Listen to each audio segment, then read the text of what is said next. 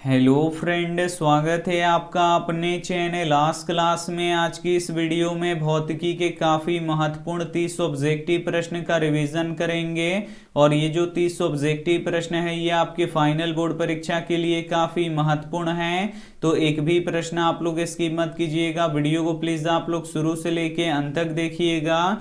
और चैनल को अभी तक आप सब्सक्राइब नहीं किए हैं तो चैनल को सब्सक्राइब कर लीजिएगा। और सब्सक्राइब करने के बाद एक बेल आइकन आता है तो बेल आइकन को दबा के ऑल पे कर लीजिएगा, ताकि जब भी लाइव क्लास हो तो आपके पास नोटिफिकेशन पहुंचता रहे। तो आइए शुरू करते हैं पहले नंबर प्रश्न से। तो पहला नंबर प्रश्न है कि आवेश के प्रवाह के दर को क्या कहते हैं। ए ऑप्शन है विद्युत धारा, बी ऑप्शन है प्रतिरोध, सी ऑप्शन है चालक, डी ऑप्शन है नाभिक। तो यहाँ पे आपको बताना है कि आवेश के प्रवाह के दर को क्या कहते हैं। तो आवेश के प्रवाह के दर को विद्युत धारा कहते हैं। यहाँ पे ए वाला ऑप्शन बिल्कुल ही सही हो जाएगा। और विद्युत धारा का ऐसा ही मात्रक एम्पियर होता है, इसे आपको याद रखना है। और प्रतिरोध का ऐसा ही मात्रक ओम होता है, तो ये भी साथ में आपको याद रखना है। आइए देखते हैं अगला प्रश्न, दो नंबर प्रश्न है कि प्रकाश की चाल सबसे अधिक किसमें होती है। ए ऑप्शन है निर्वात में, बी ऑप्शन है जल में, सी ऑप्शन है हीरा में, डी ऑप्शन है कांच में। तो यहाँ पे आपको बताना है कि प्रकाश की चाल सबसे अधिक किसमें होती है। तो निर्वात में होती है, इसे आपको याद रखना है। यहाँ पे ए वाला ऑप्शन बिल्कुल ही सही हो जाएगा। और निर्वात को शून्य भी बोला जाता है, तो ये भी साथ में आपको याद रखना है। आइए देखते हैं अगला प्रश्न, तीन नंबर प्रश्न है कि प्रकाश के परावर्तन के कितने नियम हैं। ए ऑप्शन है 2, बी ऑप्शन है 3, सी ऑप्शन है 4, डी ऑप्शन है 5। तो यहाँ पे आपको बताना है कि प्रकाश के परावर्तन के कितने नियम हैं। तो प्रकाश के परावर्तन के 2 नियम होते हैं, इसे आपको याद रखना है। यहाँ पे ए वाला ऑप्शन बिल्कुल ही सही हो जाएगा। और प्रकाश के अपवर्तन के कितने नियम होते हैं, तो 2 ही नियम होते हैं, तो ये भी साथ में आपको याद रखना है। आइए देखते हैं अगला प्रश्न,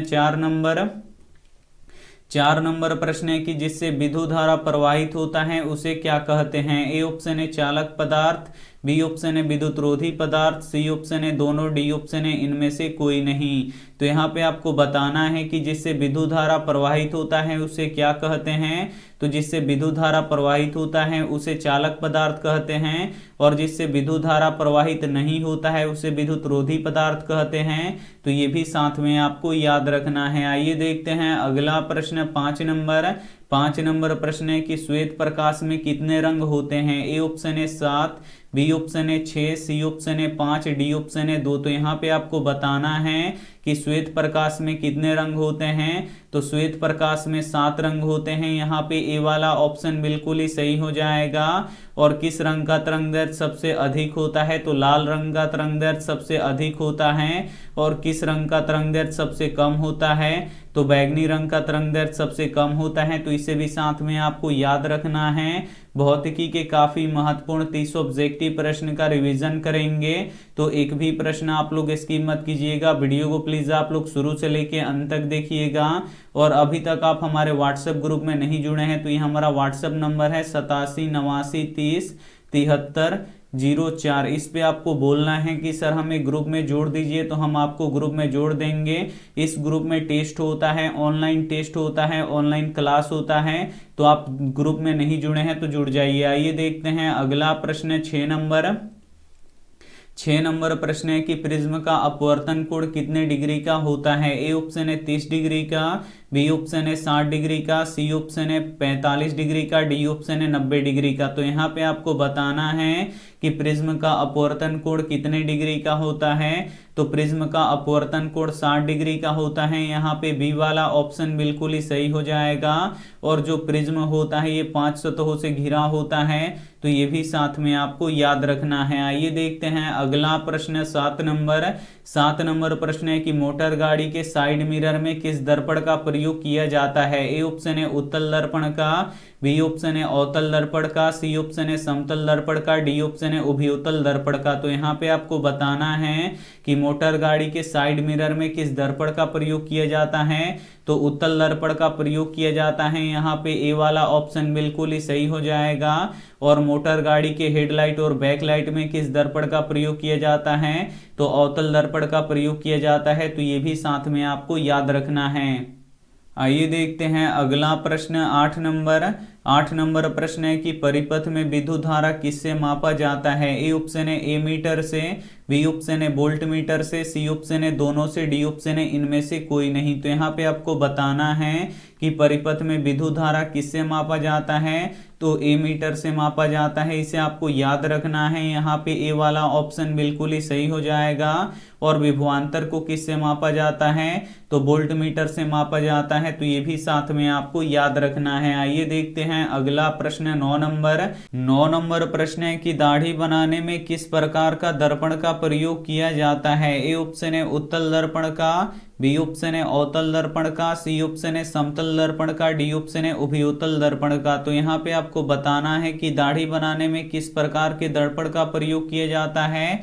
तो अवतल दर्पण का प्रयोग किया जाता है। यहाँ पे बी वाला ऑप्शन बिल्कुल ही सही हो जाएगा। और जो अवतल दर्पण होता है ये बड़ा प्रतिबिंब बनाता है, और जो उत्तल दर्पण होता है ये छोटा प्रतिबिंब बनाता है। तो ये भी साथ में आपको याद रखना है। आइए देखते हैं अगला प्रश्न 10 नंबर प्रश्न है कि लेंस की क्षमता का एसआई मात्रक क्या होता है? ए ऑप्शन है डायोप्टर, बी ऑप्शन है मीटर, सी ऑप्शन है फोकस, डी ऑप्शन है एमीटर। तो यहाँ पे आपको बताना है कि लेंस की क्षमता का एसआई मात्रक क्या होता है। तो लेंस की क्षमता का एसआई मात्रक डायोप्टर होता है। और डायोप्टर को डी से सूचित किया जाता है। तो ये भी साथ में आपको याद रखना है।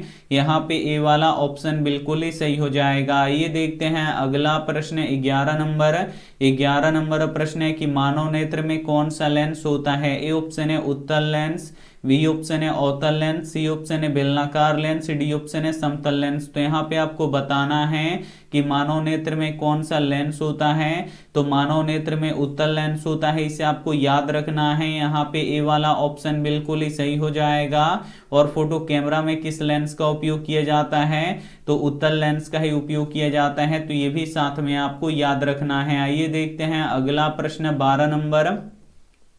12 नंबर प्रश्न है कि विद्युत आवेश का एसआई मात्रक क्या होता है? ए ऑप्शन है कूलम्ब, बी ऑप्शन है जूल, सी ऑप्शन है ओम, डी ऑप्शन है वोल्ट। तो यहाँ पे आपको बताना है कि विद्युत आवेश का एसआई मात्रक क्या होता है। तो विद्युत आवेश का एसआई मात्रक कूलम्ब होता है। यहाँ पे ए वाला ऑप्शन बिल्कुल ही सही हो जाएगा। और कूलम्ब को सी से सूचित किया जाता है। तो ये भी साथ में आपको याद रखना है। आइए देखते हैं अगला प्रश्न 13 नंबर प्रश्न है कि मानव नेत्र के किस भाग पर वस्तु का प्रतिबिंब बनता है? ए ऑप्शन है रेटिना पर, बी ऑप्शन है आइरिस पर, सी ऑप्शन है नेत्र गोलक पर, डी ऑप्शन है कार्निया पर। तो यहाँ पे आपको बताना है कि मानव नेत्र के किस भाग पर वस्तु का प्रतिबिंब बनता है।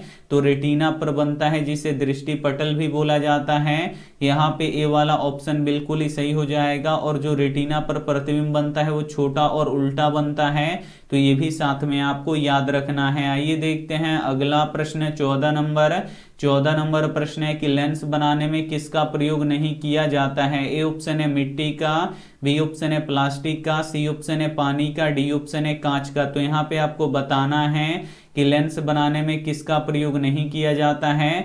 तो मिट्टी का प्रयोग नहीं किया जाता है। इसे आपको याद रखना है। यहाँ पे ए वाला ऑप्शन बिल्कुल ही सही हो जाएगा। आइए देखते हैं अगला प्रश्न 15 नंबर प्रश्न है कि स्पष्ट देखने की न्यूनतम दूरी कितनी होती है? ए ऑप्शन है 30 सेंटीमीटर, बी ऑप्शन है 25 सेंटीमीटर, सी ऑप्शन है 12 सेंटीमीटर, डी ऑप्शन है अनंत। तो यहाँ पे आपको बताना है कि स्पष्ट देखने की न्यूनतम दूरी कितनी होती है। तो स्पष्ट देखने की न्यूनतम दूरी 25 सेंटीमीटर होती है। यहाँ पे बी वाला ऑप्शन बिल्कुल ही सही हो जाएगा। और स्पष्ट देखने की दूर बिंदु कितना होता है? तो अनंत होता है। तो ये भी साथ में आपको याद रखना है। भौतिकी के काफी महत्वपूर्ण 30 ऑब्जेक्टिव प्रश्न का रिवीजन करेंगे। तो एक भी प्रश्न आप लोग स्किप मत कीजिएगा। वीडियो को प्लीज आप लोग शुरू से लेके अंत तक देखिएगा। और वीडियो को अभी तक आप लाइक नहीं किया तो प्लीज आप लोग वीडियो को लाइक भी कर दीजिएगा। आइए देखते हैं अगला प्रश्न 16 16 नंबर प्रश्न है कि विद्युत बल्ब का तंतु बना होता है। ए ऑप्शन है टंगस्टन का, बी ऑप्शन है लोहा का, सी ऑप्शन है एल्यूमिनियम का, डी ऑप्शन है तांबा का। तो यहाँ पे आपको बताना है कि विद्युत बल्ब का तंतु बना होता है तो ये टंगस्टन का बना होता है। यहाँ पे ए वाला ऑप्शन बिल्कुल ही सही हो जाएगा। और विद्युत बल्ब में किस गैस का प्रयोग किया जाता है, यानी किस गैस को भरा जाता है, तो निष्क्रिय गैस को भरा जाता है। तो ये भी साथ में आपको याद रखना है। आइए देखते हैं अगला प्रश्न 17 नंबर प्रश्न है कि अभिसारी लेंस निम्न में से कौन सा है। ए ऑप्शन है उत्तल लेंस, बी ऑप्शन है अवतल लेंस, सी ऑप्शन है समतल लेंस, डी ऑप्शन है इनमें से कोई नहीं। तो यहाँ पे आपको बताना है कि अभिसारी लेंस निम्न में से कौन सा है।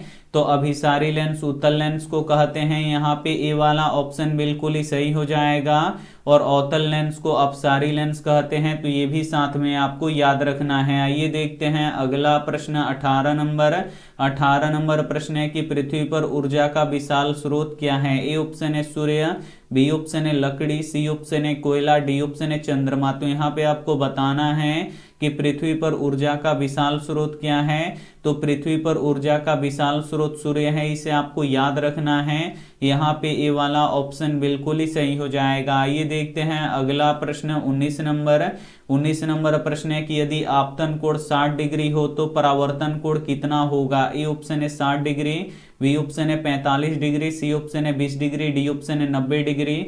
तो जो आपतन कोण होता है ये परावर्तन कोण के बराबर होता है। तो यदि आपतन कोण 60 डिग्री का होगा तो परावर्तन कोण भी कितने डिग्री का होगा, 60 डिग्री का होगा, क्योंकि आपतन कोण परावर्तन कोण के बराबर होता है। यहाँ पे ए वाला ऑप्शन बिल्कुल ही सही हो जाएगा। आइए देखते हैं अगला प्रश्न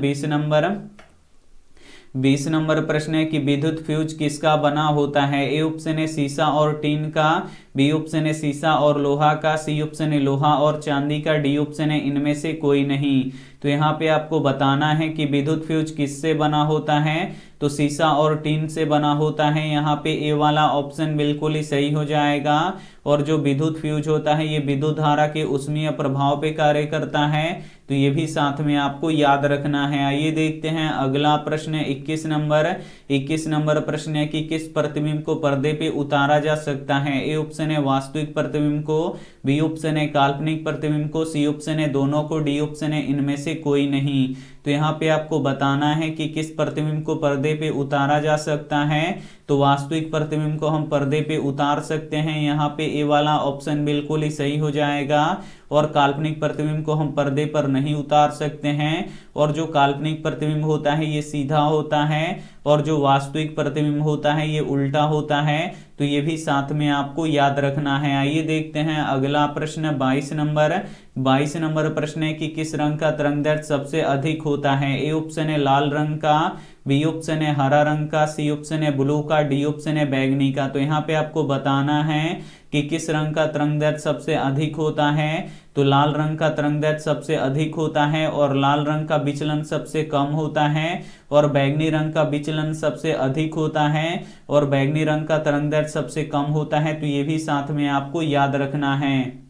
आइए देखते हैं अगला प्रश्न 23 नंबर प्रश्न है कि पवन चक्की को चलने के लिए हवा का चाल कम से कम कितना होनी चाहिए। ए ऑप्शन है 15 किलोमीटर प्रति घंटा, बी ऑप्शन है 20 किलोमीटर प्रति घंटा, सी ऑप्शन है 100 किलोमीटर प्रति घंटा, डी ऑप्शन है 150 किलोमीटर प्रति घंटा। तो यहाँ पे आपको बताना है कि पवन चक्की को चलने के लिए हवा का चाल कम से कम कितना होना चाहिए। तो 15 किलोमीटर प्रति घंटा होना चाहिए, इसे आपको याद रखना है। यहाँ पे ए वाला ऑप्शन बिल्कुल ही सही हो जाएगा। और पवन चक्कियों का देश किसे कहते हैं। तो डेनमार्क को कहते हैं। तो ये भी साथ में आपको याद रखना है। आइए देखते हैं अगला प्रश्न 24 नंबर प्रश्न है कि स्विच किस तार में लगाया जाता है। ए ऑप्शन है गर्म तार में, बी ऑप्शन है ठंडा तार में, सी ऑप्शन है अर्थ तार में, डी ऑप्शन है इनमें से कोई नहीं। तो यहाँ पे आपको बताना है कि स्विच किस तार में लगाया जाता है। तो जो स्विच होता है ये गर्म तार में लगाया जाता है। यहाँ पे ए वाला ऑप्शन बिल्कुल ही सही हो जाएगा। और गर्म तार का रंग कैसा होता है। तो लाल होता है। तो ये भी साथ में आपको याद रखना है। आइए देखते हैं अगला प्रश्न 25 नंबर प्रश्न है कि अवतल लेंस का फोकस कैसी होती है। ए ऑप्शन है धनात्मक, बी ऑप्शन है ऋणात्मक, सी ऑप्शन है दोनों, डी ऑप्शन है इनमें से कोई नहीं। तो यहाँ पे आपको बताना है कि अवतल लेंस की फोकस कैसी होती है। तो जो अवतल लेंस होती है इसकी फोकस ऋणात्मक होती है। यहाँ पे बी वाला ऑप्शन बिल्कुल ही सही हो जाएगा। और जो अवतल दर्पण होता है इसका भी जो फोकस दूरी होता है ये ऋणात्मक होता है, इसे आपको याद रखना है। और उत्तल लेंस की फोकस दूरी धनात्मक होती है और उत्तल दर्पण का भी फोकस दूरी धनात्मक होता है। तो ये भी साथ में आपको याद रखना है। आइए देखते हैं अगला प्रश्न 26 नंबर। 26 नंबर प्रश्न है कि किस गैस का उपयोग खाना बनाने में नहीं किया जाता है। ए ऑप्शन है एलपीजी का, बी ऑप्शन है गोबर गैस का, सी ऑप्शन है सीएनजी का, डी ऑप्शन है इनमें से कोई नहीं। तो यहाँ पे आपको बताना है कि किस गैस का उपयोग खाना बनाने में नहीं किया जाता है। तो जो सीएनजी होता है इसका उपयोग हम खाना बनाने में नहीं करते हैं। यहाँ पे सी वाला ऑप्शन बिल्कुल ही सही हो जाएगा। और सीएनजी का मुख्य घटक कौन सा गैस होता है, तो मीथेन गैस होता है। तो ये भी साथ में आपको याद रखना है। आइए देखते हैं अगला प्रश्न 27 नंबर। 27 नंबर प्रश्न है कि चुंबकीय क्षेत्र रेखाएं किस ध्रुव से निकलती हैं। ए ऑप्शन है उत्तरी ध्रुव से, बी ऑप्शन है दक्षिणी ध्रुव से, सी ऑप्शन है किसी भी ध्रुव से निकल सकती है, डी ऑप्शन है इनमें से कोई नहीं। तो यहाँ पे आपको बताना है कि चुंबकीय क्षेत्र रेखाएं किस ध्रुव से निकलती हैं। तो जो चुंबकीय क्षेत्र रेखाएं होती हैं ये उत्तरी ध्रुव से निकलती हैं और दक्षिणी ध्रुव में प्रवेश करती हैं। तो ये भी साथ में आपको याद रखना है। यहाँ पे ए वाला ऑप्शन बिल्कुल ही सही हो जाएगा। और चुंबक के कितने ध्रुव होते हैं, तो चुंबक के 2 ध्रुव होते हैं। तो ये भी साथ में आपको याद रखना है। आइए देखते हैं अगला प्रश्न 28 नंबर। 28 नंबर प्रश्न है कि इंद्रधनुष में सबसे बाहर कौन सा रंग दिखाई देता है। ए ऑप्शन है लाल, बी ऑप्शन है बैगनी, सी ऑप्शन है नीला, डी ऑप्शन है पीला। तो यहाँ पे आपको बताना है कि इंद्रधनुष में सबसे बाहर कौन सा रंग दिखाई देता है। तो लाल रंग दिखाई देता है। और अंदर कौन सा रंग दिखाई देता है, तो बैगनी रंग दिखाई देता है। तो ये भी साथ में आपको याद रखना है। तो यहाँ पे ए वाला ऑप्शन बिल्कुल ही सही हो जाएगा। आइए देखते हैं अगला प्रश्न 29 नंबर। 29 नंबर प्रश्न है कि आकाश का रंग नीला क्यों दिखाई देता है। ए ऑप्शन है वायुमंडलीय अपवर्तन के कारण, बी ऑप्शन है वर्णविक्षेपण के कारण, सी ऑप्शन है प्रकाश के परावर्तन के कारण, डी ऑप्शन है प्रकाश के प्रकीर्णन के कारण। तो यहाँ पे आपको बताना है कि आकाश का रंग नीला क्यों दिखाई देता है। तो प्रकाश के प्रकीर्णन के कारण से दिखाई देता है। यहाँ पे डी वाला ऑप्शन बिल्कुल ही सही हो जाएगा। और नीले रंग का प्रकीर्णन सबसे अधिक होता है। तो ये भी साथ में आपको याद रखना है। आइए देखते हैं अंतिम प्रश्न 30 नंबर। 30 नंबर प्रश्न है कि एलपीजी गैस का मुख्य अवयव क्या होता है। ए ऑप्शन है ब्यूटेन, बी ऑप्शन है प्रोपेन, सी ऑप्शन है मीथेन, डी ऑप्शन है कार्बन डाइऑक्साइड। तो यहाँ पे आपको बताना है कि एलपीजी गैस का मुख्य अवयव क्या होता है। तो एलपीजी गैस का मुख्य अवयव ब्यूटेन होता है, इसे आपको याद रखना है। यहाँ पे ए वाला ऑप्शन बिल्कुल ही सही हो जाएगा। और एलपीजी का पूरा नाम लिक्विफाइड पेट्रोलियम गैस होता है। तो ये भी साथ में आपको याद रखना है। काफी महत्वपूर्ण 30 ऑब्जेक्टिव प्रश्न हम आपको बता चुके हैं। तो इसमें से जो भी प्रश्न आपको याद ना हो तो प्लीज आप लोग उसे नोटबुक पे लिख के जरूर याद कर लीजिएगा। और अभी तक आप हमारे व्हाट्सएप ग्रुप में नहीं जुड़े हैं तो ये हमारा व्हाट्सएप नंबर है 8789307304। इस पे आपको बोलना है कि सर हमें ग्रुप में जोड़ दीजिए, तो हम आपको ग्रुप में जोड़ देंगे। और ये रहा आपके लिए होमवर्क प्रश्न, इसका जवाब आपको कमेंट बॉक्स में देना है कि चंद्रमा पर खड़े व्यक्ति को आकाश कैसा दिखाई देता है। ए ऑप्शन है लाल, बी ऑप्शन है नीला, सी ऑप्शन है पीला, डी ऑप्शन है काला। तो जो भी ऑप्शन आपको सही लगे वो आप हमें कमेंट करके जरूर बताइएगा। और वीडियो को लाइक नहीं किए तो प्लीज आप लोग वीडियो को लाइक कीजिए, अपने दोस्तों के पास इस वीडियो को जरूर शेयर कीजिए।